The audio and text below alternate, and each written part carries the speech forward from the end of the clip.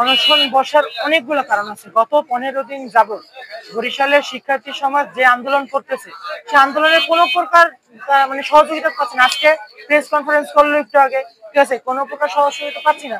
আমাদের যে দাবিগুলো, যৌক্তিক দাবিগুলো জানাইছে, সেই দাবিগুলো এখন পর্যন্ত মানা হচ্ছে না, কোনো প্রকার পদক্ষেপ নেওয়া হচ্ছে না। এমনকি স্বাস্থ্য উপদেষ্টাকে আসার জন্য বলা হয়েছে, সে গত 1 বছরে বরিশালে এখন পর্যন্ত একবার ভিজিট করে নেয়, তার আসার জন্য বলা হয়েছে। সে যতক্ষণ পর্যন্ত না আসবে ততক্ষণ পর্যন্ত আমার অনশন চলবে। সে আসবে, সে এখানে সকল কার্যক্রম দেখবে, প্রত্যেকটা অনিয়ম দেখবে, তারে হচ্ছে গিয়ে প্রত্যেকটা অনিয়মের সমাধান দিতে হবে। সে সমাধান দেওয়ার পর আমি অনশন ভাঙবো। অনিয়মের কথা বললে শেষ করা যাবে না।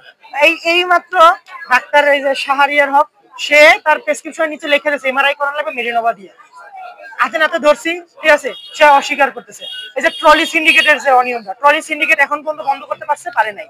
তারপর হচ্ছে গিয়ে বাথরুমে যে একটা 500 বা 1500 শয্যার হাসপাতালে মানে অনেক রোগী আসলে স্বাভাবিক, কিন্তু যদি কর্মকর্তা কর্মচারীরা তাদের মানে কাজগুলা ঠিক মতো করে, তাহলে সেক্ষেত্রে এত অনিয়ম হওয়ার সুযোগ থাকে না। তারপরে নার্সদের যে বিহেভিয়ার, এখানে কম্পাউন্ডারদের যে বিহেভিয়ার, এগুলো মানে বলার মতো না।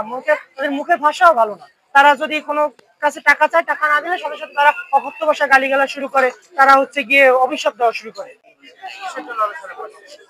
আসলে এইখানে যে পরিমাণে অনিয়ম, মানে আমরা গত 15-16 দিন ধরে আন্দোলন চলতেছে, তো সরকার দায়ী মানতেছে না। তো আমরা অনশনে বসছি এর জন্য যে আমাদের পরিচালক আসবে, সে এইখানে এসে তারপর আমাদের যে অনিয়মগুলো হচ্ছে শেরেবাংলা মেডিকেলে, সেগুলো জবাবদিহিতা করবে এবং সমাধানের নিশ্চয়তা দেবে। এর জন্য আমরা অনশনে বসছি। সেই নিশ্চয়তা না দেওয়া পর্যন্ত আমরা এক গ্লাস পানিও খাবো না।